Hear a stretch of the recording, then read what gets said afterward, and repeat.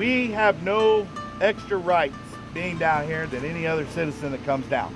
That means that you do not have any special arrest powers.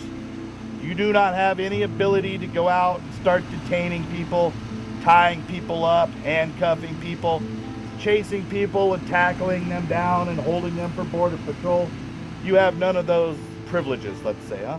It's planning day at this camp in Nogales, Arizona, about 5 miles outside of the U.S.-Mexico border. This rugged group of men and women are here to keep watch. If you come across folks, best thing to do is to keep eyes on them. If it's a close encounter, you can ask them to stop. Funny thing is, most of them will. They're well-numbered, well-organized, and well-armed.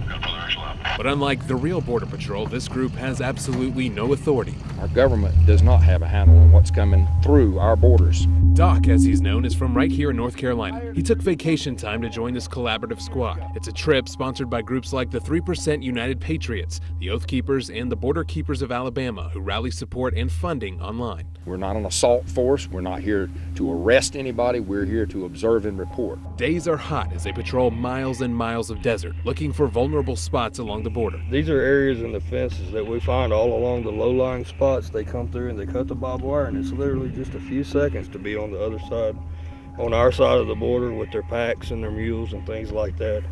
It's basically not even a deterrent. It doesn't even hold them up more than a few seconds.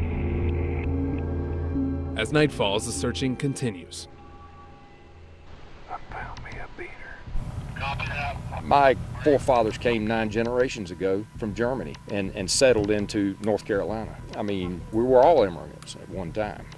We just want it done legally. But not everyone believes in their motives. That's the federal government's and the state government's responsibility. Kate Woomer-Dieters is an attorney with the North Carolina Justice Center. The little I know of this particular group, they are considered to be a hate group. It's not about race, it's not about racism, it's about we have a problem in our country. We don't know what's coming in our borders. They're conducting sort of armed patrols without permission, without, government oversight. To add more chaos to that mix, I don't think helps the immigration situation. Federal Border Patrol agents do stop by camp to check in on the group, but oftentimes they're isolated, miles from anyone. They said, you go to the border to shoot Mexicans.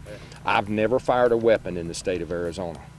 I carry a weapon because down here there are bad people, unscrupulous people that do bad things to good people. And I carry that for self-protection. On this trip, members of the group a few miles down the road say they've got a bust. We need GPS coordinates. We found pot. We found pot. We've been here 24 hours and we got a find. Gotta love it. That's good shit. They dump their load and they come across 5 pounds of marijuana, and we're in the process of calling the Border Patrol in now to take care of it.